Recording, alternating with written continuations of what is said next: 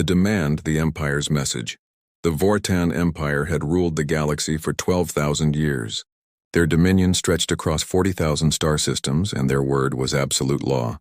Every civilization that reached the stars eventually met the Vortans, and every civilization eventually bowed.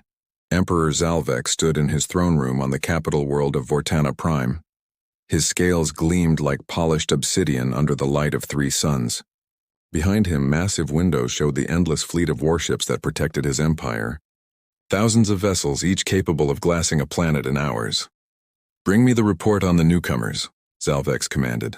His voice echoed through the chamber, carrying the weight of millennia of unquestioned authority. High Chancellor Drex approached, his 6 legs clicking on the marble floor. He carried a datapad that glowed with information about Earth. "My Emperor, the humans have achieved faster than light travel. They now control 15 star systems and show no signs of slowing their expansion." Zalvex examined the data with his 4 eyes. Humans were bipedal, relatively weak physically, and had only been in space for 180 years. By Vortan standards, they were infants, yet something about their rate of expansion troubled him. "They are aggressive," Drex continued. "They establish colonies rapidly. They trade with multiple species. They ask many questions about galactic history and governance." "Of course they ask questions," Zalvex said dismissively. "All young races are curious before they learn their place. Send them the standard tribute demand. 40% of their resources, 40% of their technology, and 40% of their military forces. They will comply or they will be destroyed." Drex hesitated. "My Emperor, some advisors suggest we should study them more carefully first. Their technology is advancing at an unusual rate." "They have developed—" "Enough," Zalvex interrupted. "I have heard this argument 17 times before. 17 species thought themselves special. 17 species believed they could resist the Empire. Where are they now?" Drex lowered his head. "They pay tribute, my Emperor." "Exactly. The humans will be no different. Draft the message. Give them 30 Earth days to respond. Use the standard language of encouragement and veiled threats. They will understand." Earth's War Room President Sarah Okonkwo sat at the head of a conference table deep beneath Geneva. Around her, the most powerful leaders and brilliant minds of humanity gathered. The holographic message from the Vortan Empire floated above the table, replaying for the 5th time. 40% of everything, General Marcus Flynn said, his jaw tight. "They want us to hand over nearly half of all we've built, all we've discovered, all we've created. And 40% of our military," added Admiral Chen Li. "That would leave us defenseless. We'd be completely at their mercy." Dr. Amara Osi, Earth's lead xenobiologist, leaned forward. "This isn't a negotiation. The language makes that clear. This is a demand backed by the threat of total annihilation. They've done this before, and according to our intelligence, they've never failed." "How many warships do they have?" President Okonkwo asked. "Current estimates suggest between 8 and 10,000 capital ships," Admiral Chen replied. "Each one outguns our entire fleet. We have maybe 400 ships capable of real combat. The math is not in our favor." The room fell silent. Everyone understood what those numbers meant. If humanity refused and the Vortans attacked, Earth would fall within weeks. Every colony would be occupied. Human civilization would end not with a bang but with chains. "So we have no choice," said Ambassador Kwame Adeleke. "We submit, we pay their tribute, and we hope that someday, maybe in 1,000 years, we might earn enough favor to negotiate better terms." "No." Everyone turned to look at Dr. Yuki Tanaka, Earth's chief physicist. She had been quiet throughout the meeting, studying her own datapad with intense concentration. "No," President Okonkwo prompted. Dr. Tanaka looked up, her eyes bright with excitement. "No, we have another option. But to understand it, you need to know something about the Vortan Empire that they've been very careful to hide." She activated her own holographic display. It showed a map of Vortan territory, with lines of trade, communication, and military movement crisscrossing in complex patterns. For the past 6 months, our intelligence ships have been mapping Vortan space. We've intercepted communications, analyzed their logistics, and studied their economic patterns, and we've discovered something remarkable. She zoomed in on the center of the empire. The Vortans claim to be self-sufficient. They tell new species that their tribute fuels the empire's greatness, that it supports their massive military and their advanced civilization. But that's a lie. General Flynn leaned closer. "What do you mean?" I mean, the Vortan Empire is completely dependent on tribute. Look at these resource flows. Almost 90% of everything they consume comes from tributary species. Their own worlds, they're depleted. They strip-mined them thousands of years ago. Their agriculture is minimal. Their manufacturing is almost entirely handled by subject species. Dr. Osei's eyes widened. They're parasites. Exactly, Dr. Tanaka confirmed. But here's the really interesting part. Look at these communication intercepts from Vortan military channels. She played several audio files, each translated from the Vortan language. Officers complained about delayed supply shipments. Admirals expressed concern about fuel shortages. One recording featured a heated argument about maintenance backlogs on warships.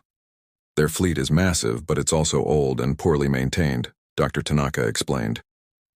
Most of those 8,000 warships are barely functional. They rely on constant tribute of resources and technology to keep them operational. Take that away and they're a paper tiger.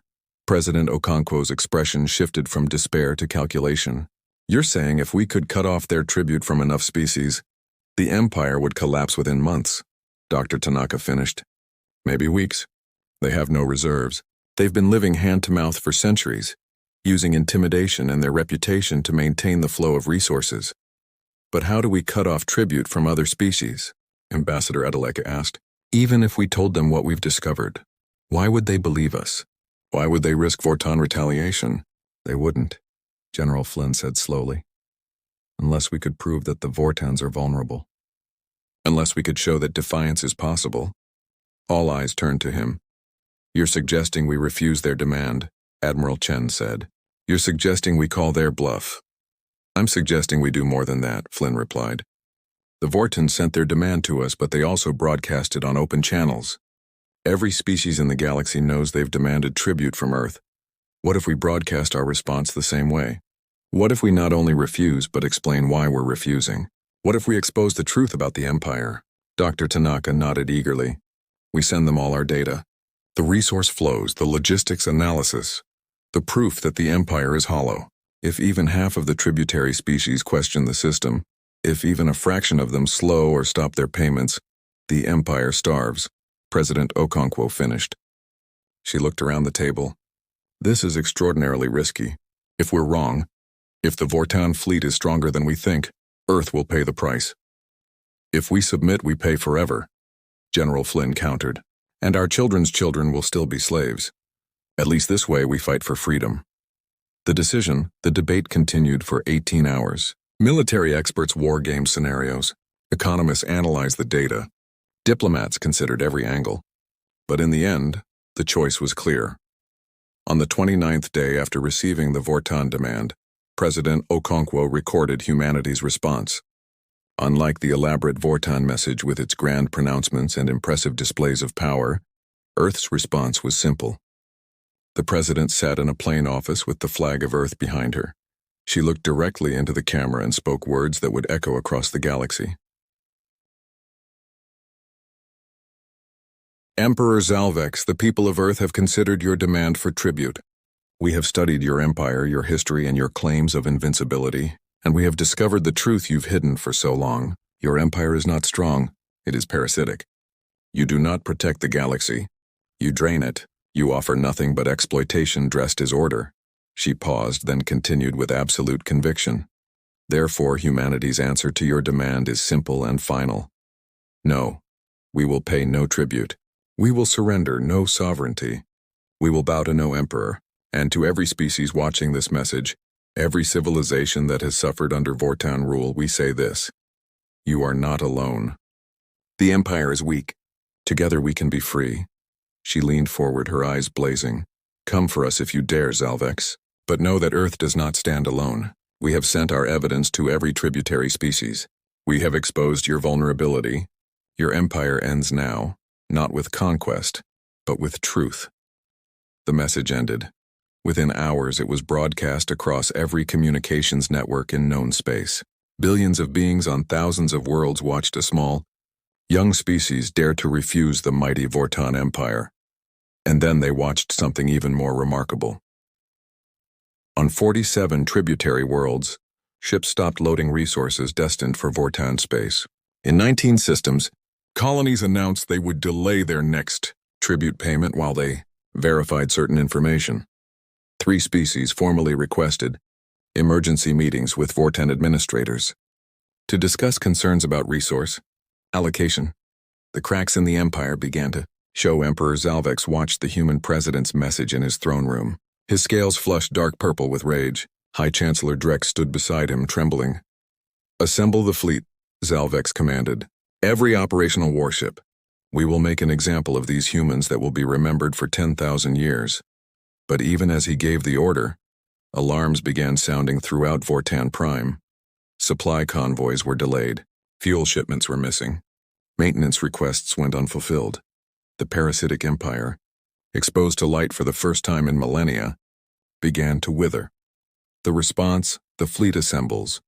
3 days after Earth's defiant message, the Vortan Armada gathered in the Calric system, just outside human space. Emperor Zalvex had called forth every functional warship from across the Empire. The sight should have been magnificent. Thousands of vessels arranged in perfect battle formations, their hulls gleaming under the light of distant stars. But Admiral Kryn, commander of the Vortan fleet, saw the truth behind the spectacle.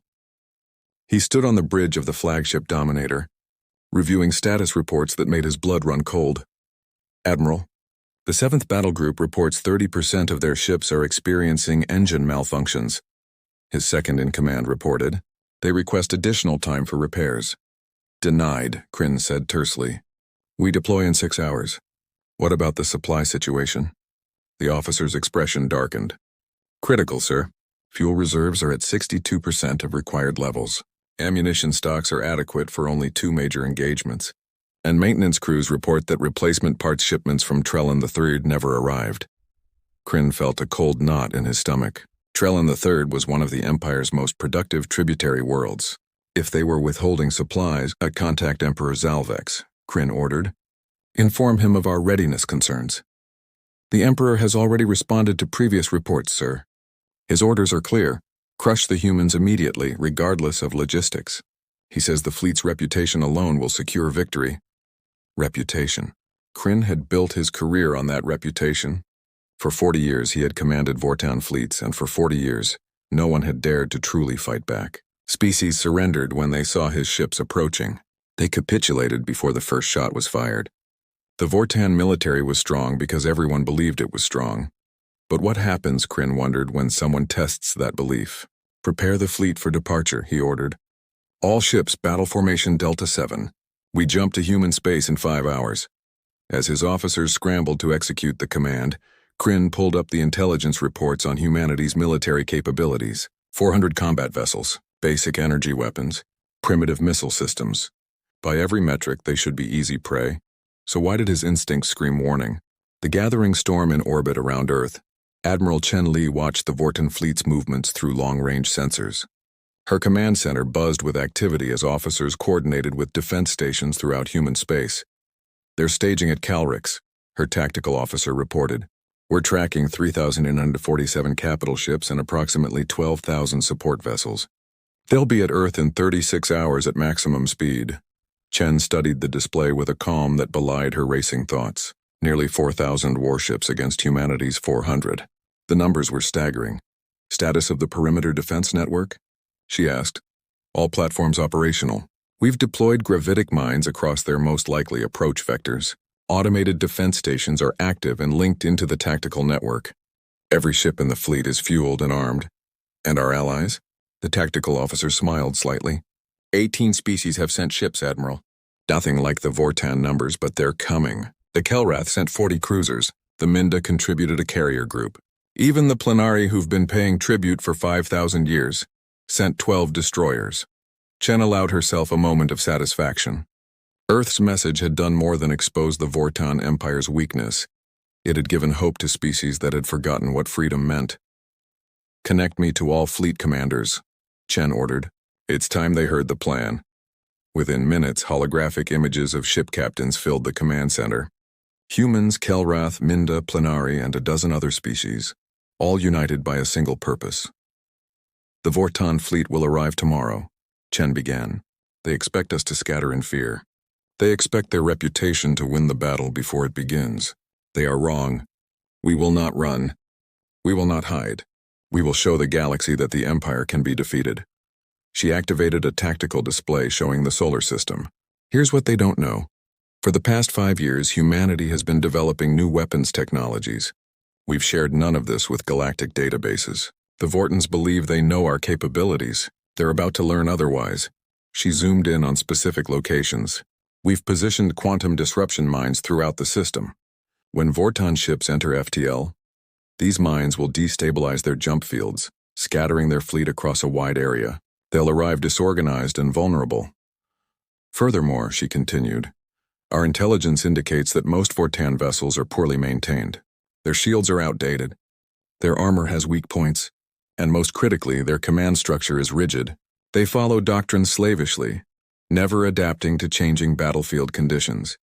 Captain Tilar of the Kelrath spoke up. You're saying we can win this? I'm saying we can survive this, Chen corrected. And survival is victory.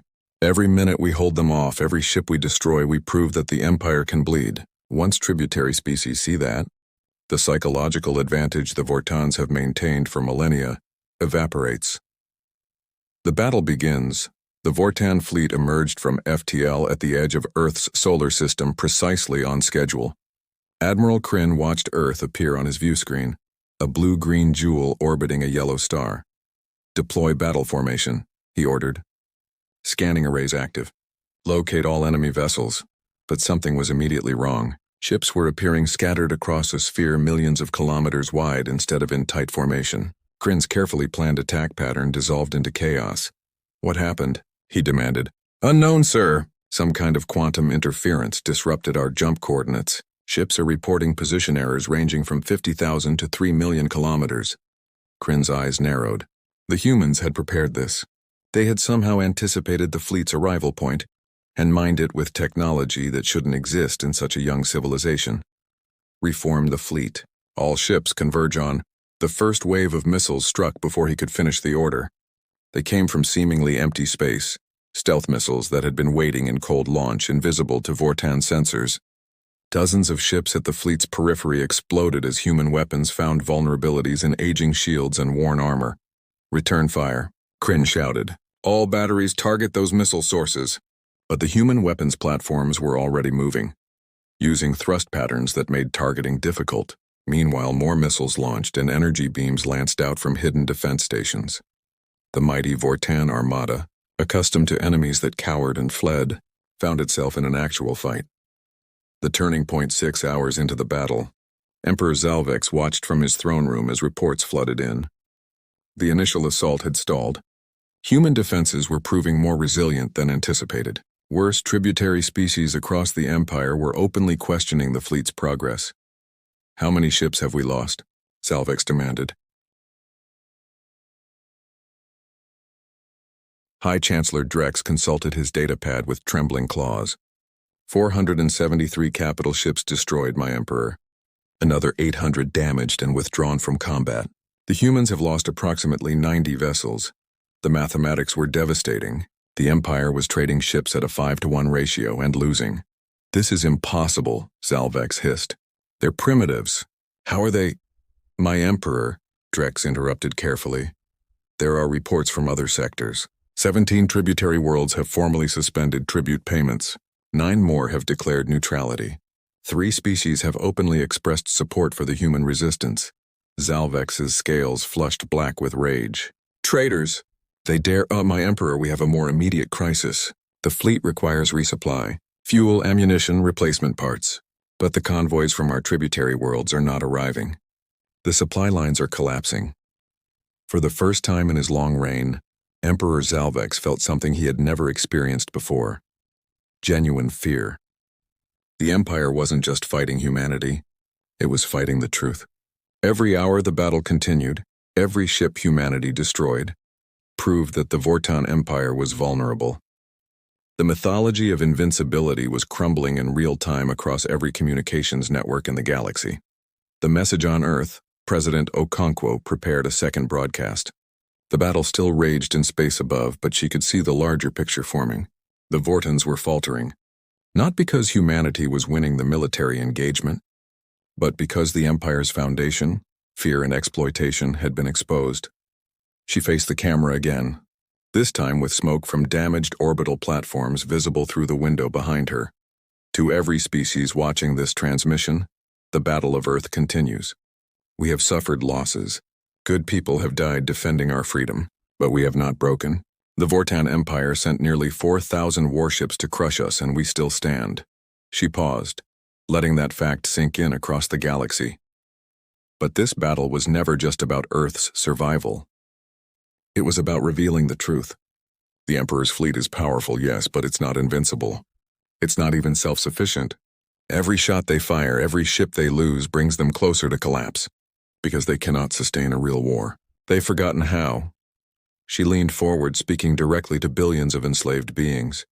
You have paid tribute for generations, believing you had no choice. You were told the Empire was eternal, that resistance was futile. But look at what's happening here. A single young species, barely 2 centuries in space, is bleeding the mighty Vortan fleet. Imagine what the galaxy could accomplish united. Imagine what you could accomplish free. She stood, her voice rising with passion. The Empire offered us a choice. Submit or die. We chose neither. We chose freedom. We chose to fight. And we invite every tributary species, every enslaved world, every oppressed civilization to join us. Not in violence, but in simple defiance. Stop paying tribute. Keep your resources. Feed your own people. Build your own futures. The Empire cannot punish you all. It can barely handle us. The collapsed Admiral Kryn watched his fleet disintegrate. Not from human weapons, though those continued to exact a toll, but from internal failure. Ships ran out of fuel and drifted. Others suffered critical system failures without replacement parts. Crew morale plummeted as officers realized they were fighting a battle the Empire couldn't win. Admiral, we've received word from Vortan Prime, his communications officer reported. The Emperor demands we press the attack regardless of casualties. He says, what does he say? He says the Empire's reputation must be maintained at all costs. Kryn looked at the tactical display. He had started with 3,847 capital ships. After 12 hours of combat, he had fewer than 3,000 functional vessels. The humans had lost perhaps 200 ships. The exchange rate was unsustainable. More importantly, he was receiving reports from across the Empire. 46 tributary species had now suspended or reduced tribute payments. 8 had formally declared independence. The economic foundation of Vortan power was evaporating. Send a message to the Emperor, Kryn said quietly. Inform him that I'm ordering a general withdrawal. The fleet needs resupply and refit before we can continue operations. His officers stared at him in shock. No Vortan admiral had ever retreated from a lesser species. Sir, the Emperor will have you executed, his second-in-command whispered. Perhaps, Kryn agreed. But if I continue this attack, I'll lose the fleet entirely. At least this way, the Empire survives to rebuild. He looked at Earth on the view screen one last time. Such a small planet, such an insignificant species. And yet they had accomplished what no one else had dared. They had said no. All ship, he broadcasted across the fleet. Prepare for jump to Vortan Prime, we're going home. The new dawn 3 weeks after the Battle of Earth, President Okonkwo stood before the Galactic Assembly, a newly formed organization of independent species.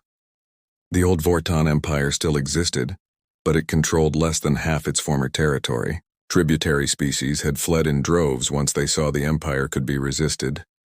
We gather here not to celebrate conquest, Okonkwo said to the assembled representatives, but to build something better. The Vortan Empire ruled through fear and exploitation for 12,000 years. That era is over, not because we destroyed the Vortans, but because we exposed their lie. She gestured to the delegates from dozens of worlds. Each of you took a risk by coming here. Each of you chose freedom over safety, truth over submission. Together we represent a new vision for galactic civilization, one built on cooperation, not coercion. On mutual benefit, not tribute, Ambassador Taral of the Kelrath stood. What about the Vortans? They still have thousands of ships. What's to stop them from rebuilding and trying again? Nothing, Okonkwo admitted. But they'll rebuild as one species among many, not as overlords. They'll need to earn their place through contribution, not demand it through force. And if they try to return to their old ways, they'll face the same response we gave them. A united galaxy that refuses to kneel. Dr. Tanaka stepped forward with a presentation. We're proposing the formation of the Galactic Cooperative. a voluntary association of independent species. Members contribute what they can, receive what they need, and maintain full sovereignty. No tribute, no overlords, no empire, just free peoples working together for mutual benefit. The vote was unanimous. 73 species, representing billions of beings across thousands of worlds, chose cooperation over domination. As the assembly celebrated, President Okonkwo stood at a window overlooking the chamber. Admiral Chen joined her. "We got lucky," Chen said quietly. "If the Vortans had been better prepared, if their fleet had been truly functional, we might not be standing here." "Maybe," Okonkwo agreed. "But luck favors the brave. We took a risk and it paid off. More importantly, we changed the narrative. For 12,000 years, the galaxy believed the Empire was invincible. We proved otherwise with a single word." "No," Chen said, smiling. "No," Okonkwo confirmed. "The most powerful word in any language. The foundation of freedom. The beginning of change." In his diminished throne room, Emperor Zalvex watched the formation of the Galactic Cooperative through intercepted transmissions. His empire had shrunk to 47 loyal systems. His fleet was a shadow of its former self. His reputation lay in ruins, but he was not broken. The Vortans would adapt. They would learn.